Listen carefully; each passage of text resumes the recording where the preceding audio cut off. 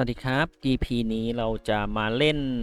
Woodland Dyad ครับ แล้วก็เป็นไอเทมที่ไม่ค่อยได้เล่น ที่ผมไม่ค่อยได้เล่นมานานมากแล้วครับ เป็นไอเทมซาตานครับ คือมันแตกแปดง่ายอ่ะถ้าอยากเอาท็อป4ชัวร์ๆก็ต้องเล่นซอมบี้อะไรเงี้ยมันชัวร์กว่าครับ แต่ตานี้ก็ไม่รู้นึกคึมยังไงครับ ไอเทมบิลมันก็ไม่ค่อยสวยมากด้วยครับ แบบว่าที่โผล่มาก็ไม่ค่อยชอบเท่าไหร่ ไปกดโซโล่หมวกดำนี่ไม่เวิร์กเลยครับ ดูแล้วไม่น่าจะได้ตังค์เยอะครับ ก็เลือกเป็น God of Death Pack ครับ ที่นานๆจะเล่นทีแล้วตานี้เราเจอ FC ด้วยครับเราเจอ FC ด้วย พอเจอ FC แล้วเล่นไม่ค่อยออกครับ เขินส่วนใหญ่กวางผมก็จะเล่นเป็นสไปเลดนะครับ เพราะว่าผมว่าเป็นบิลที่เป็นคอมที่ผมว่าเวิร์กที่สุดสำหรับตัวกวางละตานี้ไม่มีวูนครับ ฉะนั้น 3P อาจจะไม่สุดมากก็เลยพอเล่นได้ครับ พอเล่นสายสไปเลดได้อยู่ เพราะว่าถ้ามีวูนเนี่ยเล่นสไปไม่ได้แน่นอนครับ มันแรงเกินจะไม่ได้ทันนู่นนี่นั่นก็หลักๆก็จะเป็นสไปเลดแล้วก็มีโล่มาคอยช่วยเพิ่มความอึดให้เรานะ เมื่อกี้ก็เห็นมีเลดสถานะโผล่มาเยอะแต่ว่าเลือกหยิบเป็นสไปสถานะก่อนเพราะว่าช่วงต้นเกมครับสไปจะแจกสถานะได้เยอะกว่าเนี่ยครับข้างล่างเขียนว่าฟอร์เรนเจอร์เขาทักว่าดีพี่ฟอร์เรนเจอร์คนไหนวะอ๋อไพโรแมนเซอร์ครับผมก็ค่อยๆบิวสกิลไปเรื่อยครับหลักก็มีแค่3อย่างครับก็สไปเลดแล้วก็โล่ครับแล้วก็มีน้ำแข็งพิษนะที่จำเป็นต้องมีหลักๆประมาณนี้แล้วก็สกิลต้านต่างๆตอนนี้ก็น่าจะมีสายอันติเยอะหรือเปล่าครับมีทั้งฟอสเมดไพโรแมนเซอร์2 ตัวอีกลุงแดงกับไอตัวบาวตี้ฮันเตอร์ไม่รู้เล่นอันติหรือเปล่าครับซึ่งจริงๆผมว่าควรมีตัดอันตินะแต่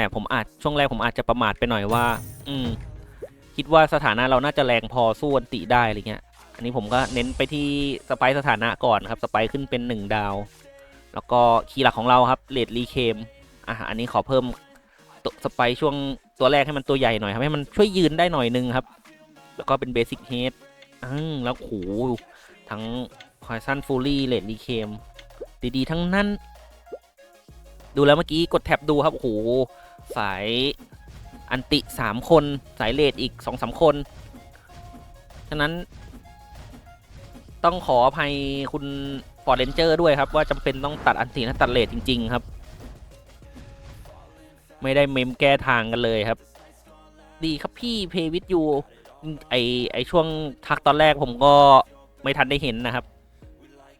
เราก็เล่นไปดู YouTube ไปอะไรเงี้ยครับเพิ่งเห็นก็ทักทายกันได้ครับอันติเราไม่ได้เล่นนะตัดพิษจริงๆอยากได้นะเพราะว่าตอนนี้พิษก็น่าจะแรงครับแต่ผมเอาสไปพิษมาแบกก่อนแล้วก็นี่ครับเช็คแล้วเช็คอีกครับโอ้ยมีสายอันติไว้ก่อนแล้วกันครับยังไม่อยากไปแก้ทางใครเอาคีย์ของเราเต็มไปก่อนเพราะว่าผมมีในใจคิดว่าสายอันติอาจจะโดนเก็บก่อนด้วยซ้ำอะไรเงี้ยแบบทนสถานะไม่ไหวอะไรเงี้ยทนพวกสายสถานะไม่ไหวเจอลุงแดงเอากู้ตังมาครับยูชูรี่ครับผมก็ลืมดูไปว่าเขากู้ตังมาแต่ว่าอาจจะกู้ไม่เยอะพอเท่าเราก็เงินเท่านะอันนี้คือเงินเท่าก็คือผมได้1,500แต่ผมเก็บดอก500ก็คือได้ใช้1,000ส่วนของเขาก็ได้มา1,000แล้วก็ทยอยใช้ไปทำให้การเงินผมดีกว่าแหละแล้วตัวผมก็ต้นเกมกว่าด้วยครับลุงแดงเขาต้องรอฟูลี่รีลีสนู่นถึงจะเริ่มแรงแล้วผมเลือกเป็นรูทเชสครับผมเอาสุดเลยเอาตังสุดเลยเพิ่งสังเกตเห็นครับดีครับพี่อันนี้ก็คือทักประโยคเดียวแล้วผมอาจจะอ่านไม่ครบอ่านไม่ครบนะผมก็ตอบไปดีครับครับเลทขึ้น1 ดาวโอ้โหดีทุกอันแต่ถ้าระหว่างเลทรีเคมกับเบสิกเลทผมว่าเบสิกเลทภาษีดีกว่าครับพอเก็ตเพนก็เพิ่มความอึดแล้วผมเลือกเป็นสไปครับก็ไม่แย่แต่มาดูทีหลังก็เบสเลทน่าจะดีกว่านะ กักคนอื่นด้วยครับเลดรีเคมคนอื่นไม่ค่อยได้ใช้หรอกแต่เบดเลดเนี่ยใช้แน่นอนคีย์หลักความอึดของเราคือสไปโร่ครับเพราะว่าเราจะแยกล่างสไปออกมาเยอะแล้วก็ช่วยกันเติมโล่ฟอร์สเมดเอาเป็นซอมบี้2 ชิ้นครับอาจจะไม่แบบซอมบี้จ๋าแต่ก็เป็นกึ่งซอมบี้อยู่ครับ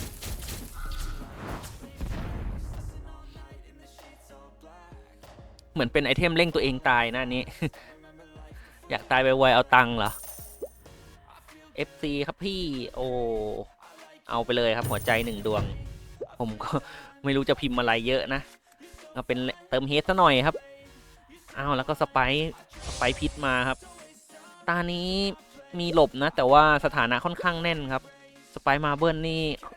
สามารถหยิบได้นะแต่ผมเลือกเป็นสปิริตการ์ดครับเอามาแจกสถานะเพิ่มแล้วก็ในหัวก็คือตอนที่มันออกสปิริตการ์ดหลายๆตัวแล้วมันแตกพร้อมกันโบ๊ะบ้าแบบโดนสกิลหนักๆอ่ะไอเรดรีเคมเราจะพุ่งปี๊ดขึ้นมาเลยครับเจอสกายเฮอริเคนก็หยิบแหวนชิ้นใหม่ที่มาในแพทล่าสุดมาครับแหวนตายเกิดนะตายแล้วได้ตังค์นะแบบว่าขอโอกาสอีกครั้งหนึ่งแต่สไปผมเริ่มงอกเรื่อยๆครับเหมือนแต่ละคนจะแบบเน้นเป็นดาเมจปลายนะไม่ใช่แบบดาเมจต้นแล้วบึ้มไปเลยอะไรเงี้ยทำให้สไปผมได้อยู่ได้งอกมาเรื่อยๆครับ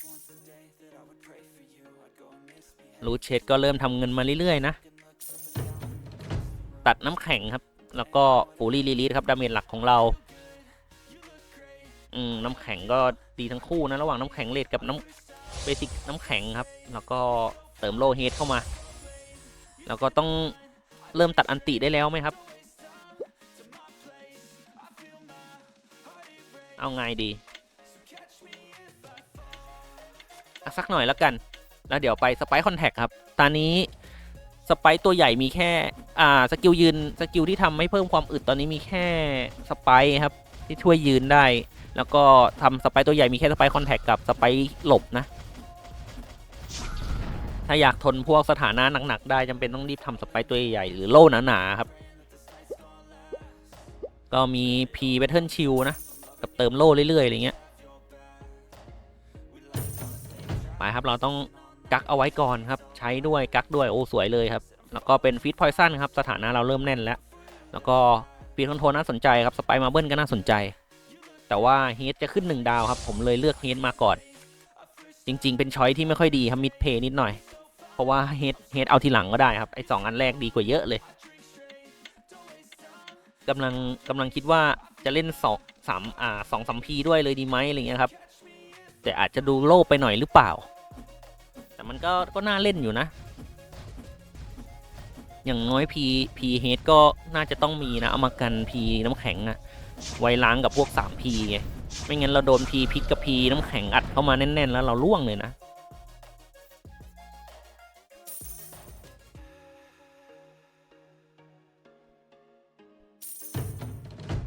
เล่นหรือไม่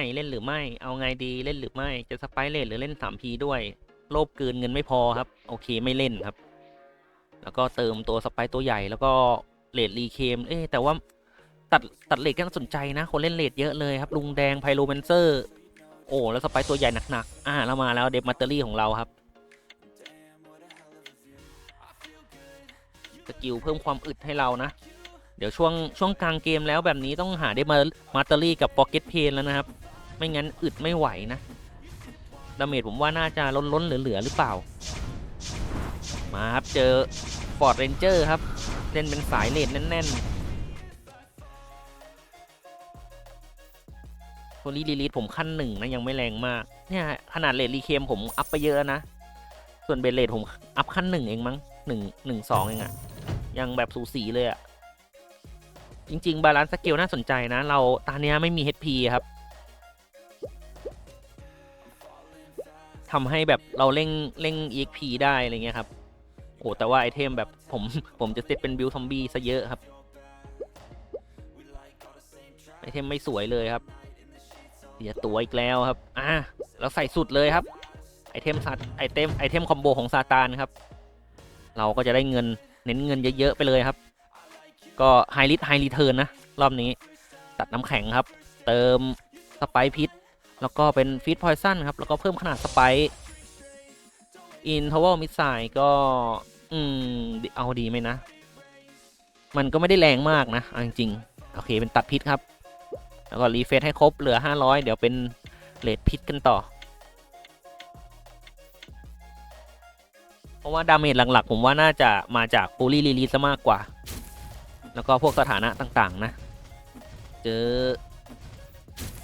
ฟอร์ดไบเฮกเตอร์ครับชื่อเปลี่ยนไปแล้วครับเล่นเป็นสายอะไรครับน้ำแข็งก็ต้องน้ำแข็งพิษแหละ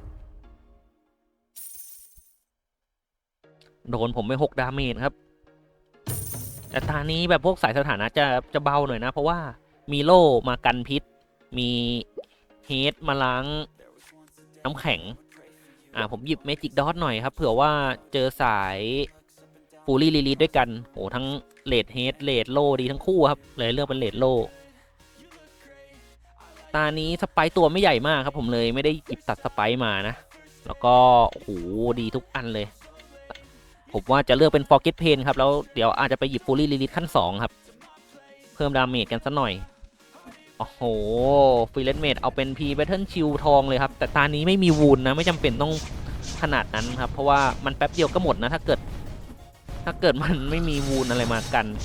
คือผมก็ไม่ได้มีดาเมจช่วงแรกด้วยครับมันก็ปล่อยจนโล่หมดได้ผมว่าเป็นชอยที่ไม่คุ้มนะ P Battle Shield โล่P Battle Shield ทองไปครับ Pocket Pain ครับแล้วก็เป็น Fully Release ขั้น2ตัดอันติครับแล้วก็โล่ผมมีโล่จากสไปเยอะแล้วนะก็เอาเป็นเลดชิลครับเอามาช่วยเพิ่มค่าเลดไปอีกแล้วก็ตัดพิษครับตัดน้ำแข็งช่วงนี้เริ่มต้องตัดกันแล้วครับสไปมาเบิลเป็นช้อยที่น่าสนใจครับโอ้ฟอนเมดเล่นสไปมาเบิลขั้น3เลยครับ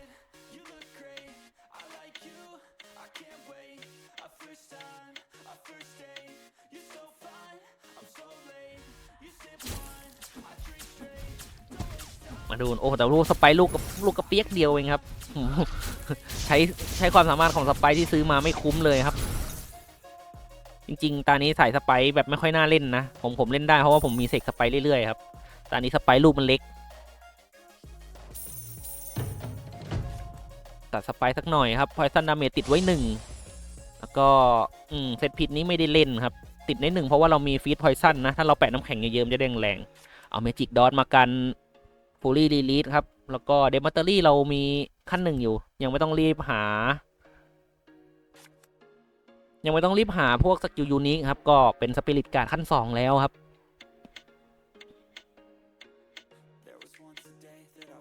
จริงๆถ้าจะเอาอึดจริงๆผมว่า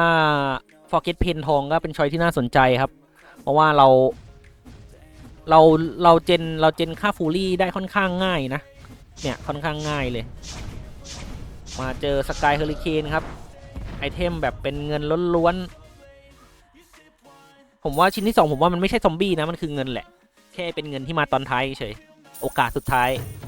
เป็นเมจิกดอทครับแล้วก็ P Battle Shield ครับหยิบไว้1แล้วก็เป็นเดม a ตเตอรี่ที่หยิบ P Battle Shield ไว้1คือให้ผมว่าสามารถเปิดมาแล้วใช้ความสามารถของโลเลดได้เลยครับอันนี้เดี๋ยวผมเก็บดอกก่อนแล้วเดี๋ยวรอบหน้าซื้อเดม a ตเตอรี่ครับเอาขั้น3เพิ่มความอึดส่วนเลทสถานะของเรานี่คนอื่นน่าจะหยิบไปกันเยอะนะ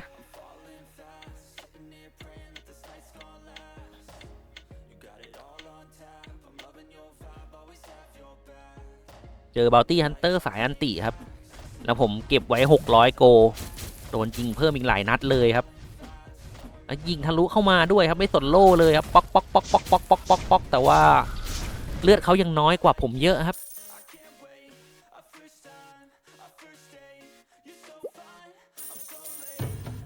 เป็นเดมอตเตอรี่ขั้น3แล้วก็เป็น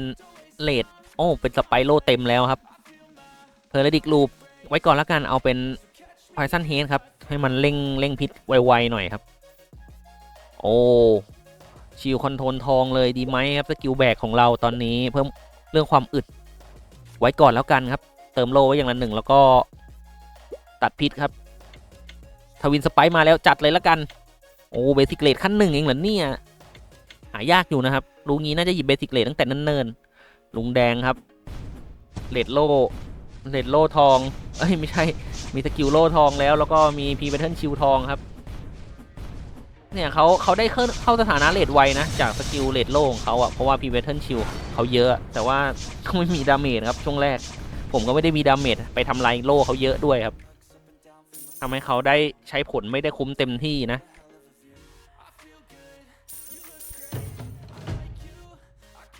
ผมเลือกเป็นเบสิกเลดครับโอ้โหเดมเมอร์ตอรี่ทองเลยดีไหมนะเอาอึดสุดอะไม่เอาครับไว้ก่อนแล้วก็ขอเติมสไปค์ขึ้นไป4 ดาวครับให้มันช่วยแชร์ดาเมจเอาไงดีครับดีทุกอันเลยครับ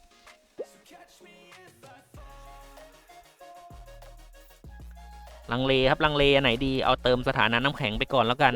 อันนี้หลบไม่ต้องแล้วก็น้ำแข็งเพิ่มครับเดี๋ยวโล่เดี๋ยวค่อยซื้อต่อเจอไพโรแมนเซอร์ครับขอเช็คหน่อยว่าเล่นอันติหรือเปล่าเหมือนจะไม่ได้เล่นอันติครับจะเน้นเป็นทางเลดซะเยอะโอ้โหแต่รัวครับรัวจัดเลยครับเป็นแบบเป็นอันติแบบคัดนะคัดแค่ที่ใช้จริงๆครับเป็นเลดอันติแล้วก็เป็นสกิลแรงของอันติครับโหแล้วนี่ก็โผล่มาบ่อยเหลือเกินครับชิลคอนโทรต้องหยิบแล้วปะโล่ขึ้นเป็น3 ดาวนั่นไงชัดเลยแล้วก็ตัดเฮดครับเพราะว่าเราเริ่มมีสถานะน้ำแข็งแล้วครับตัดสไปด้วยแล้วก็เติมโล่ไว้อย่างละ1ครับนี่ครับสายลบไม่ได้เล่นแล้วก็สวยเลยครับสไปน้ำแข็งเต็มแล้วไหนๆน้ำแข็งก็เริ่มแน่นครับเติมน้ำแข็งเข้าไปแล้วเดี๋ยวไปสปิริตสไปการ์ดครับสไปเราขึ้นเป็น4 ดาวแล้วสไปก็จะดูดดาเมจไปเยอะหน่อยครับแชร์ดาเมจไปเราก็จะอึดมากขึ้นครับ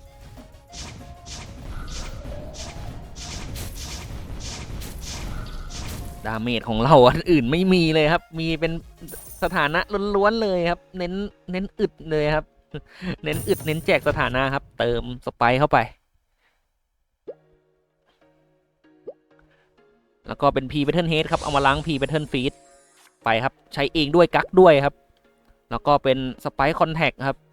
เพิ่มขนาดสไปเพราะว่าสไปเรามี2 ลูกแล้วครับตอนนี้มีโล่แตกนะมันเช็คดูว่ามีใครเป็นเล่นสายโล่หรือเปล่าเหมือนจะไม่มีครับก็รีเฟซไป1 ทีอันนี้ผมน่าจะไม่ได้หยิบหรือเปล่าเพราะว่าไม่สไปปลาสไปก็ไม่น่าจะได้ใช้ครับมันน่าจะลอยไปไม่ทันนะส่วนตัดสไปก็ไม่จำเป็นครับคนอื่นสไปลูกนิดเดียว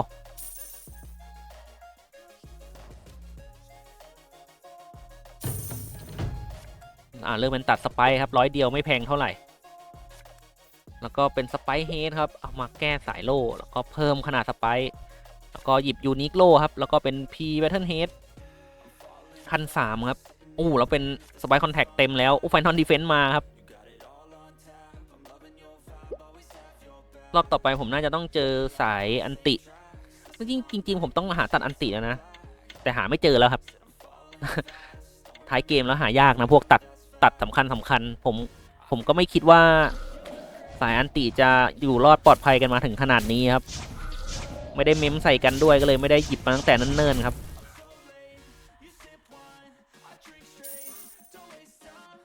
ตัวปลอมผมก็ไปเทสระบบแจกความเจ็บปวดไปอีก7ไปครับ Final Defense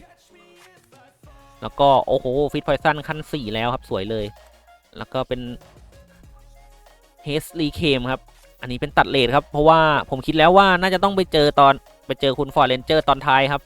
ผมก็น่าจะต้องไปตัดเลทตัดผิด5เลยครับตัดโล่ควรไหมเลทก็เริ่มหายากเหมือนกันครับต้องหาตัดเลทกับตัดอันติแล้วนะเพราะว่าสกิลเขาอยู่ทรงนั้นแหละอยู่โซนนั้นพอเขาเริ่มได้อันติแล้วเขาก็จะแบบอันติรัวๆนะจากสกิลแรเขาน่าจะแบบสกิลแรไม่ขั้น3ก็ขั้นทองอะครับไอตัวเร่ง energy ของเขาอะตัดโล่เผื่อไว้ครับกักด้วยใช้ด้วยครับแล้วก็ดอทบูทเพิ่มขนาดสไปสายเลดตัดเลดนะครับแล้วก็เป็น P Battle Feed หน่วงให้คู่ต่อสู้ช้าหน่อยแล้วก็เป็น Passing Fury ครับเพิ่มดอทบูทเต็มแล้วครับแล้วก็เป็น Basic Head มาล้างกับน้ำแข็งครับตัดสไปไม่จำเป็นเลยครับตอนนี้ แต่จะไหนๆมันก็จะเต็มแล้วก็เอาเลยละกันมันจะได้ไม่โผล่มาเกะกะช่องบ่อยครับโห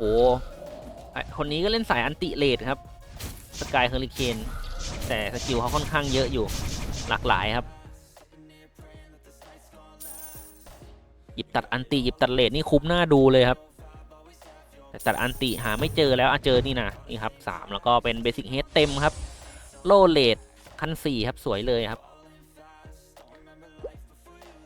ดีเฟสไปครับแล้วก็ตานี้เป็นตาตัดสินครับทุกคนเลือด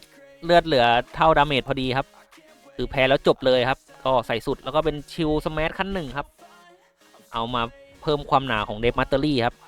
แต่ว่าแพงไปตอนแรกว่าจะไม่เอาแต่เอาละกันครับโอ้โห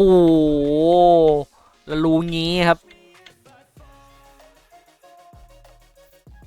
มาดูกันว่าความอึดที่เพิ่มมาจะช่วยทนดาเมจได้บ้างหรือเปล่าครับอันติดอกนี้พุ่งเหมือนจะเจ็บน้อยลงหรือเปล่าเรียบร้อยครับ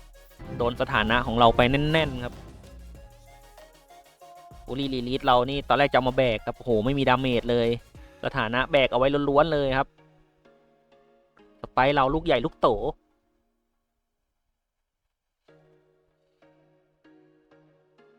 ทำเงินไป1,800 1,460แล้วก็1,500ครับรวมๆไปแล้วเกือบ5,000เลยนะรวยๆเลยครับเน้นเอาเงินโต๊บครับความต่างของสกิลด้วยพลังเงินครับสกิลแน่นทุกสกิลเลยครับ